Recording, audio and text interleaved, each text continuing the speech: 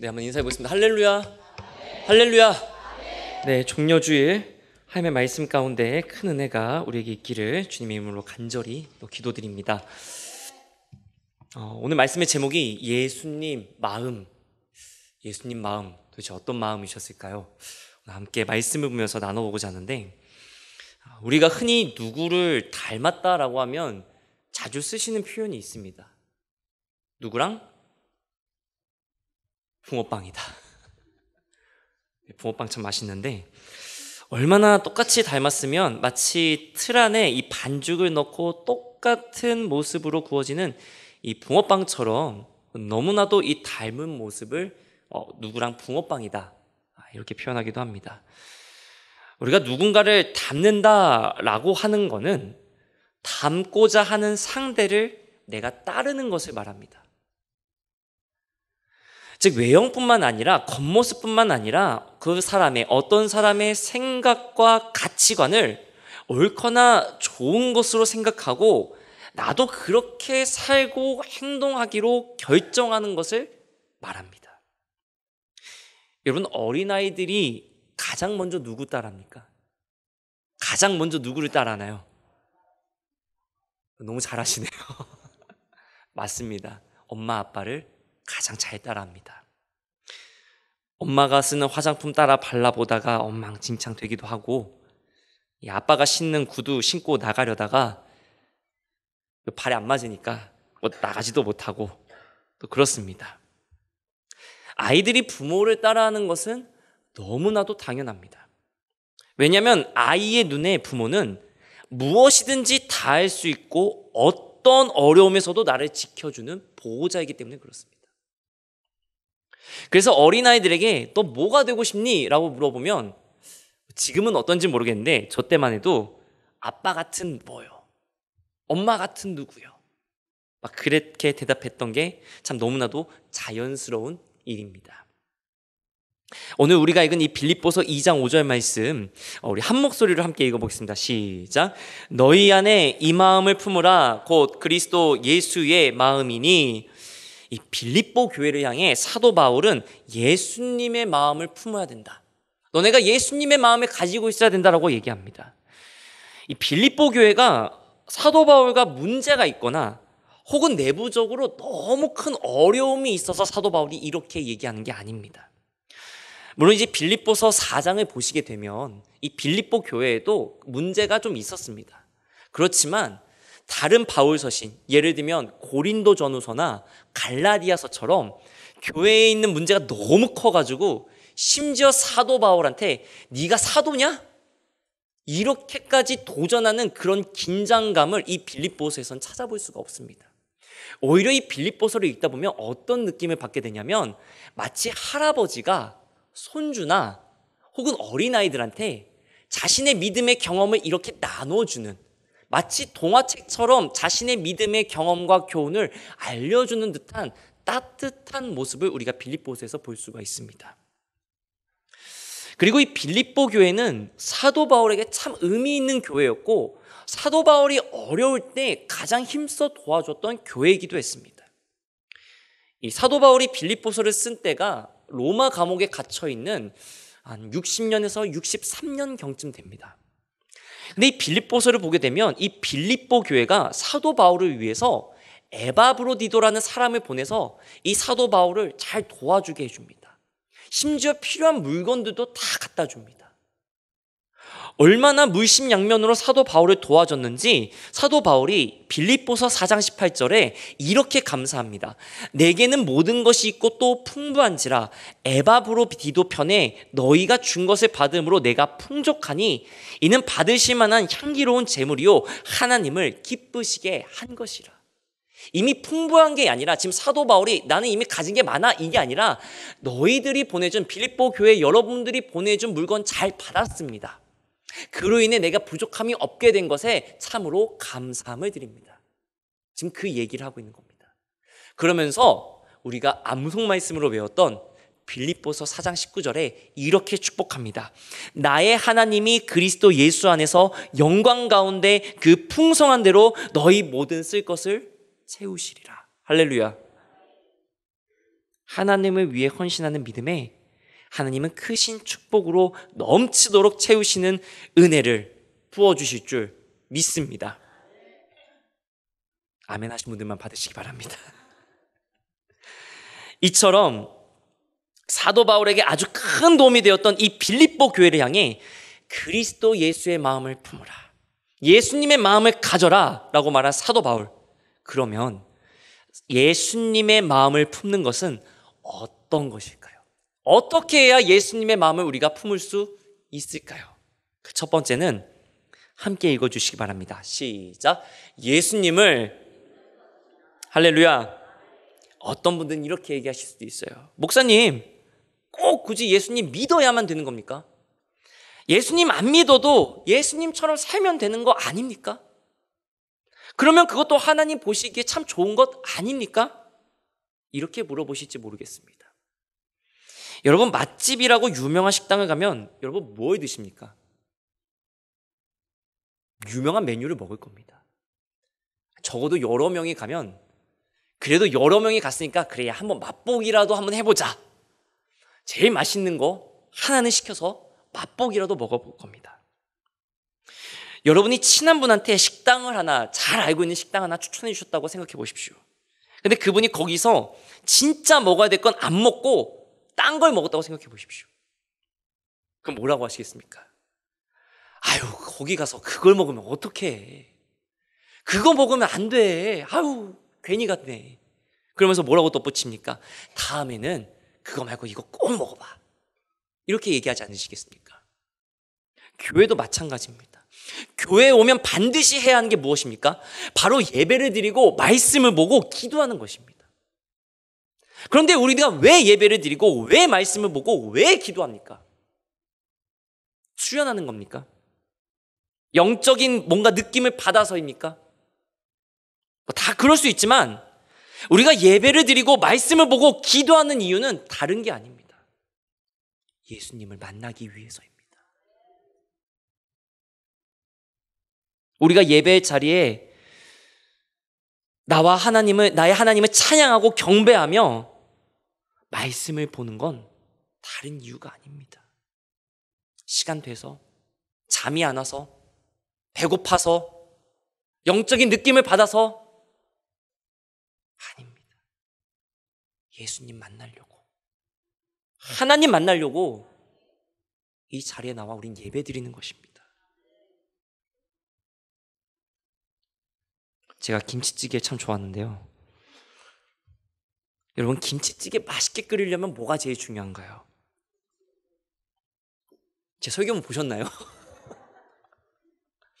뭐 간장도 넣을 수도 있고요, 뭐 참치를 넣을 수도 있고, 돼지고기를 넣을 수도 있고, 꽁치를 넣을 수도 있습니다. 근데 김치찌개가 맛있으려면 가장 중요한 게 뭡니까? 김치가 맛있으면 사실 뭘 넣어도, 아예 안 넣어도 그냥 푹 끓이기만 해도 너무 맛있습니다. 그렇게 맛있는 김치찌개를 맛보면 어떻습니까? 사실 시간이 지나도 그 맛이 계속 생각이 납니다. 마치 우리 어머니가 해주셨던 그 김치찌개, 내 엄마가 해줬던 김치찌개, 마치 그 맛을 절대 잊지 못하는 것처럼 말입니다.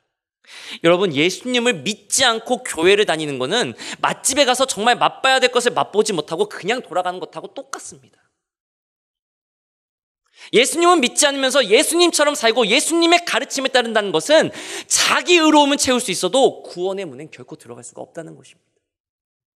마치 김치찌개를 끓여야 되는데 김치는 쏙 빼놓고 끓이는 것과 똑같다는 것입니다. 예수님의 마음을 품는다는 건 우리를 위해 십자가에 달려 죽으신 예수님, 그 예수님이 다른 누구도 아니고 나를 위해 돌아가셨는데 한없는 은혜로 그 따뜻한 음성으로 나를 붙잡으셨던 그 주님, 나를 죄에서 구원하셔서 하나님의 자녀로 삼아주셨다는 그 복음을 맛보고 하나님의 아들 예수님을, 그리스도이심을 믿게 되는 것이 바로 우리가 하나님의 마음, 예수님의 마음을 품는 것입니다. 예수님이 태어나셨을 때 천사가 어떻게 가르쳐 줍니까? 마태복음 1장 21절에 아들을 낳으리니 이름을 예수라 하라. 이는 그가 자기 백성을 그들의 죄에서 구원할 자이심이라. 예수님이 이 땅에 왜 오셨는지 천사는 너무나도 분명하게 얘기해 줍니다. 우리를 죄에서 구원하기 위해 하나님의 아들 예수님이 이 땅에 오셨다라고 지금 얘기해 주고 있습니다. 너희에게 좋은 가르침, 너희 귀에 듣기 좋은 달콤한 말들을 주기 위해서 예수님이 온 게 아니라 너희를 죄에서 구원하기 위해 하나님의 아들이 말씀이 육신이 되어 이 땅에 오신 것이다. 오늘 우리가 읽은 빌립보서 2장 12절에서도 뭐라고 얘기합니까? 모든 입으로 예수 그리스도를 뭐라고 시인합니까? 주라. 여기서의 주는 랍비, 선생님 이게 아닙니다. 퀴리오스, 나의 주인님. 로드, 나의 주군이시오. 내 삶을 결정하는 주인으로 그리스도를 고백해야 된다. 사도 바울은 이야기하고 있습니다. 예수님을 뛰어난 선생님, 깨달음을 얻은 위대한 위인, 성인이 아니라 우리를 죄에서 구원할 하나님의 아들 그리스도 주로 시인해야 됩니다. 그렇지 않고선 예수님의 마음을 품을 수가 없습니다. 그 주님이 우리를 어떻게 구원하셨습니까? 빌립보서 2장 8절에 사람의 모양으로 나타나사 자기를 낮추시고 죽기까지 복종하셨으니 곧 십자가에 죽으심이라. 할렐루야. 소중한 경인교회 성도님 여러분, 예수님의 마음을 헤아리고 품기 위해선 먼저 우리를 위해 십자가 고난마저 참으신 주님을 믿어야 합니다. 사순절, 특별히 우리 속회 모임마다 우리를 죄에서 구원하기 위해 이 땅에 오셨고 우리를 대신하여 십자가를 지신 예수님을 더욱 굳건하게 믿음으로 예수님의 마음을 품어 큰 은혜가 넘치시기를 간절히 축원합니다. 예수님의 마음을 어떻게 품을 수 있을까요? 두 번째는 같이 한번 읽어주시기 바랍니다. 시작. 예수님을 닮는 것입니다. 믿으십니까? 예수님의 마음을 품는 것이 예수님을 믿는 것에서 시작하면 거기서 끝나는 게 아닙니다. 나 이제 예수님 믿었으니 끝! 이게 아니라 이제는 예수님을 닮아가야 합니다. 감리교 시작을 여셨던 존 웨슬리 목사님이 말씀하셨던 성화가 있습니다. 성화, 영어로는 sanctification이라고 하는데 이 성화를 한마디로 요약하면 뭐냐면 예수님을 닮아가는 겁니다. 나를 구원하신 주님을 따라 사는 것. 빌립보서 2장 15절에 이는 너희가 흠이 없고 순전하여 어그러지고 거스르는 세대 가운데서 하나님의 흠 없는 자녀로 세상에서 그들 가운데 빛들로 나타내며 라고 되어 있습니다. 흠이 없다. 여기서 흠이 없다라는 말은 아멘푸토스라고 하는 단어를 쓰고 있는데 책망할 것 없는, 흠이 없는 이런 뜻을 가지고 있습니다. 근데 이 말을 어디에서 쓰고 있냐면 구약에서는 재물의 조건에 쓸 때 이 단어를 씁니다. 하나님께서 출애굽했을 때 유월절을 제정해 주시면서 모세에게 이렇게 말씀하십니다. 출애굽기 12장 5절에 너희 어린 양은 흠없고 1년 된 수컷으로 하되. 재물의 조건이 뭡니까? 흠이 없는, 뭔가 문제 있고 뭔가 그냥 조금 급이 떨어지는 그런 게 아니라 가장 좋은 것, 가장 괜찮은 것, 내가 가지고 있는 것 중에서 가장 소중한 것, 마치 우리가 그러한 삶을 살아야 된다는 것입니다. 사도 바울이 여기서 예수님을 닮아가기 위해서는 흠이 없어야 된다고 말했던 건 완벽한 사람들만 구원받는다, 죄가 없고 완벽하게 도덕적으로 흠결이 없는 사람들만 구원받는다라고 얘기하는 것이 아닙니다. 어떻게 사람이 완벽할 수 있겠습니까? 15절 아까 우리 읽었던 말씀의 뒤에 보면 어그러지고 거스르는 세대 가운데라고 되어 있습니다. 즉 하나님과의 관계가 단절된 채로 끝없는 부패와 어두움으로 달려가고 있는, 지금도 왜곡되고 사악한 이 세대의 흐름 속에서도 마치 하나님께 드려질 수 있는 흠없이 구별된 재물과 같이, 이 혼탁하고 어두운 세상 속에서도 마치 내 삶의 모습은 흠없이 구별된 재물과 같아서 하나님 앞에서도 또 예수님을 믿지 않는 사람들 가운데서도 흠이 되지 않고 책 잡히지 않는 믿음의 삶을 살아야 된다. 근데 그 삶은 내 만족으로, 내 노력으로, 내 수련으로 사는 것이 아니요, 예수 그리스도를 믿음으로 사는 것이라. 사도 바울은 그렇게 얘기하고 있습니다. 예수님의 마음을 품은 사람들은 그 삶의 모습이 흠이 없는 재물처럼 우리의 유월절 어린 양 되신 예수님을 닮아가는 삶을 살아가야 하는 줄 믿으시기 바랍니다. 그로 인해 우리 속회가 예수님을 닮아감으로 더 큰 은혜가 넘치게 될 줄 믿습니다. 예수님의 마음을 품는다는 것은 또 무엇일까요? 세 번째로 같이 한번 읽어주시기 바랍니다. 시작. 예수님을 따르는 것입니다. 빌립보서 2장 12절 하반절에 항상 복종하여 두렵고 떨림으로 너희 구원을 뭐라고 합니까? 이루라. 그래서 이루라, 헬라어로 카테르가조마이, 말도 참 어렵습니다. 이 말은 성취하다, 애써서 완성하다라는 뜻을 가지고 있습니다. 구원, 예수님을 믿고 죄에서 구원받은 우리는 그 구원을 어떻게 해야 하는 거냐면 그냥 가지고만 있으면 되는 게 아니라, 이름만 구원이 아니라 그 구원을 끝까지 지키기 위해 복음으로 사는 삶을 아주 충실하게 살아야 한다는 것을 말합니다.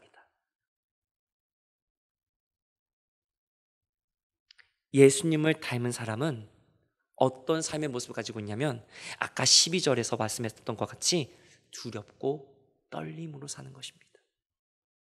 죄악의 두려움으로 떨리는 게 아니라 예수님으로 인해서, 하나님으로 말미암아서, 성령님 때문에 내가 두렵고 떨리는 것입니다. 여러분은 교회 생활에서 언제 가장 두렵고 떨리십니까? 제가 사역하면서 보면 성도님들이 가장 두렵고 떨려 하시는 때가 대표기도 맡으실 때인 것 같습니다. 대표기도 맡으실 때는 저 기도 못해요.